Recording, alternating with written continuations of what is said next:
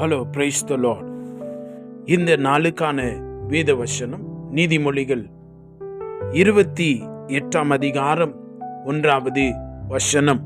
ஒருவனும் தொடராதிருந்தும் துன்மார்க்கர் ஓடி போகிறார்கள், நீதிமான்களோ சிங்கத்தை போல தைரியமாய் இருக்கிறார்கள்.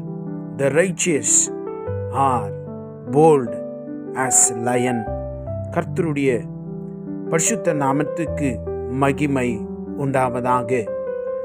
தேவன் நமக்கு பயத்தின் ஆவியை கொடாமல் அன்பும் பலமுள்ள ஆவியை தேவன் கொடுத்திருக்கிறார். இந்த வசனத்தில் காட்டினுடைய ராஜாவாகிய சிங்கத்தை குறித்து நாம் வாசிக்கிறோம். சிங்கம் வன விலங்குகளிலே உயரமானது ஒன்றும் இல்லை. விலங்குகளிலே மிகவும் வலிமை வாய்ந்ததும் இல்லை. மற்ற வன விலங்குகளோடு பார்க்கிற பொழுது அது மிக பெரிய மிருகமும் அல்ல. ஆனால் சிங்கத்தை பார்த்து எல்லாரும் சொல்லுகிறது என்ன சொன்னா, காட்டினுடைய ராஜா என்று. சிங்கத்தை ஏன் காட்டினுடைய ராஜா என்று சொல்லுகிறோம் என்று சொன்னால், அதை பார்த்து ராஜா என்று சொல்லவில்லை, அதனுடைய செயல்பாடுகள் அது போன்று இருக்கிறபடினாலே அதை காட்டினுடைய ராஜா என்று சொல்லுகிறோம். அது தன்னை வலிமையாய் காட்டிக்கொள்ளுகிறது. தான் தான் பெரிய ஆள் என்று சொல்லி அந்த சிங்கம் தன்னை காட்டிக்கொள்ளுகிறது. தான் தான் பெரிய ஒரு ரொம்ப வலிமையான ஒரு ஆள் என்று சொல்லியும் இந்த சிங்கம் இவைகள் எல்லாம் செய்கிறபடினாலே அந்த சிங்கத்தை பார்த்து இதுதான் காட்டினுடைய ராஜா என்று எல்லாரும் தீர்மானிக்கிறோம். இந்த சிங்கத்தினுடைய குணாதிசயத்தை பார்க்கிற பொழுது அது ரொம்ப போல்ட், ரொம்ப ஸ்ட்ராங், ரொம்ப தைரியம் என்று அதே தன்னை அபிதமாய் வைத்துக் கொள்ளுகிறதாய் இருக்கிறது. அது மற்ற வனவிலங்குகளை பார்க்கிற பொழுது அது என்ன சொல்லுதான், ஒரு மானை பார்த்துச்சுன்னா அது என்ன சொல்லுதுன்னா, இது என்னுடைய காலை உணவு என்று சொல்லுதான். இன்னும் மற்ற வனவிலங்குகளை பார்க்கிற பொழுது இந்த சிங்கம் நினைக்குமா, இது எனக்கு மதிய உணவு என்று சொல்லி. அப்ப மற்ற விலங்குகள் எல்லாம் இந்த சிங்கத்தை பார்க்கும் பொழுது அவங்களுடைய மனதில் என்ன தோன்றுதுன்னா, இவன் கொலைக்காரன், மாமிச பிராணி, இவன் மாமிச தின்கிறவன் என்று சொல்லி அவங்க மனதில் எல்லாம் தோன்றுகிறதாம். அப்ப இவைகளெல்லாம் வைத்து இந்த சிங்கத்தை பார்த்து, ரொம்ப தைரியமாய் இருக்கிற அந்த சிங்கத்தை பார்த்து சொல்றோம், இதுதான் ராஜா என்று சொல்லி எல்லாரும் சொல்லுகிறார்கள். சிங்கம் சும்மா யாரும் சொல்லல, அதனுடைய செயல்பாடுகளை வைத்து இந்த சிங்கம் தான் ராஜா, அது எப்படி காட்டிக்கொள்ளுது. அவைகளுக்கு இல்லாவிட்டாலும் அது தன் அப்படி வைத்துக் கொள்ளுகிறதா இருக்கிறது. எதை பார்த்தா சிங்கம் பயப்படுகிறது இல்லை. கஷ்டப்பட்டு இறை தேட வேண்டும் ஒரு சில நேரத்துல. ஆனா எப்பயாவது நீங்க பார்த்திருக்கிறீங்களா, சிங்கம் எங்கேயாவது கம்ப்ளைண்ட் பண்றதையோ எங்கேயாவது குறை சொல்லுகிறதையோ பார்த்திருக்கிறீங்களா? அப்படி இல்லை. சிங்கம் எப்பவும் தைரியமா இருக்கிறது. நீதிமொழிகள் 30 அதிகாரம் 30வது வசனத்திலே வாசிக்கிற பொழுது நம்ம இங்கே வாசிக்கிறோம், இந்த சிங்கம் எதுக்கும் பின்னாடி போகாதான்.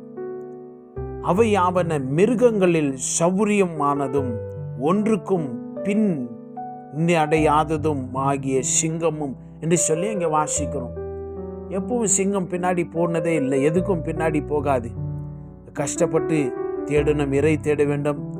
இந்த காட்டில் எங்கே எனக்கு இறை கிடைக்கும் அப்படியெல்லாம் எதை பார்த்தோம் அது பின்னாடி போகிறதாய் இல்லை.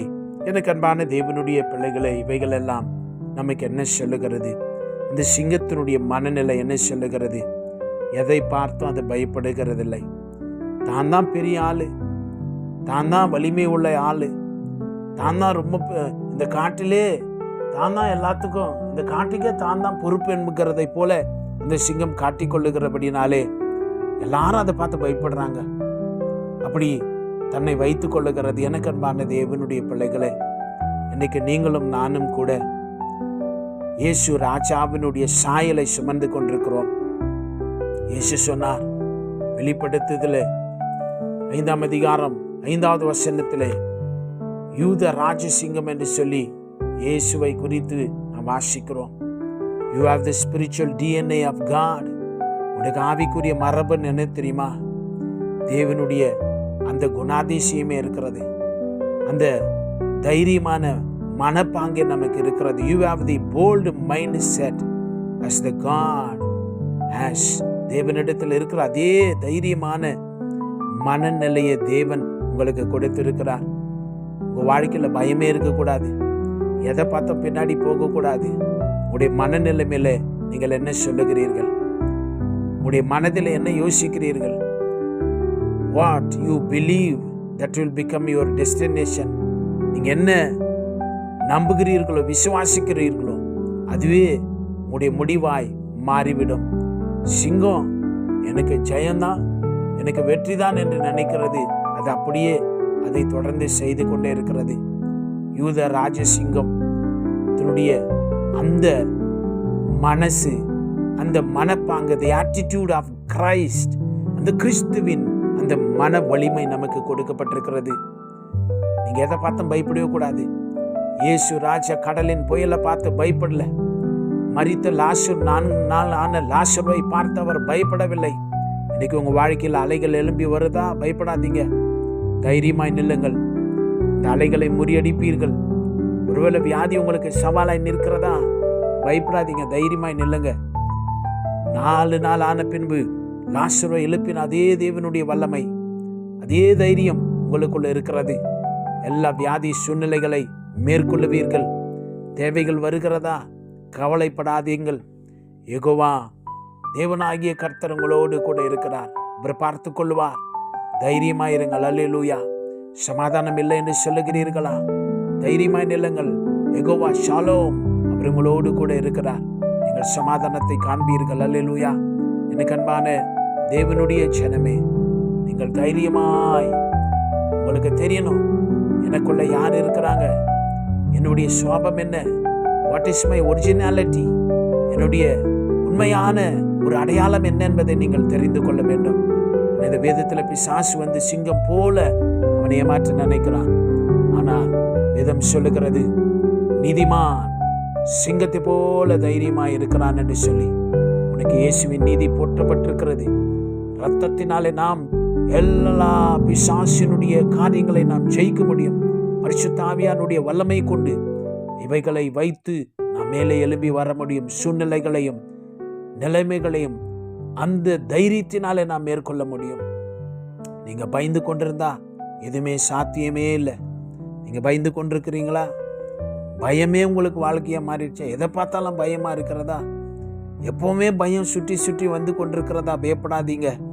ஏசப்பாவை நினைத்து கொள்ளுங்கள். அவரிடத்துல பயமே இல்லை. அவர் எதுக்கும் பயப்படவே இல்லை.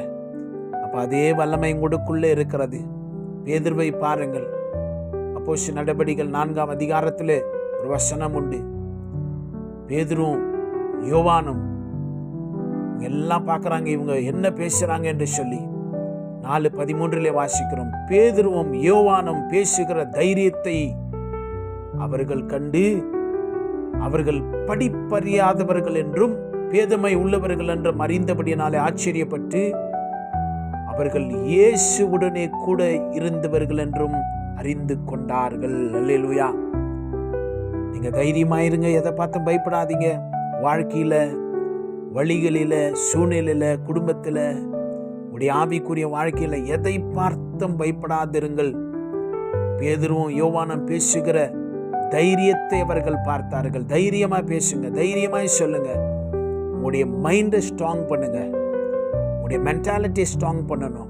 வேதம் சொல்லுகிறது, அவன் நினைக்கிற நினைவுகளின் படியே இருக்கிறான். உங்க மென்டாலிட்டியை ஸ்ட்ராங் பண்ணுங்க, உங்க பிலீஃப் சிஸ்டத்தை சேஞ்ச் பண்ணுங்க.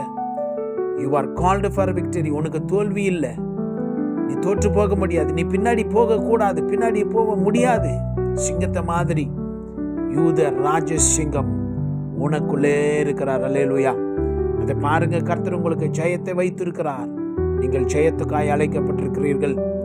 தைரியத்தை முன்னாடி வைங்க.